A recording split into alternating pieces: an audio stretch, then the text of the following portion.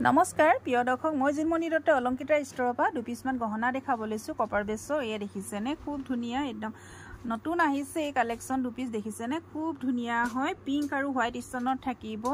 এই দেখিছে কপাৰ বেছৰ থাকিব আৰু এটো আপোনাৰ এই সেটটো থাকিব হোৱাইট ষ্টনত যিসকলে হোৱাইট ষ্টনত ভাল পায় তেওঁলোকে ল'ব পাৰিব এতিয়া বিয়াৰ সময় চলি আছে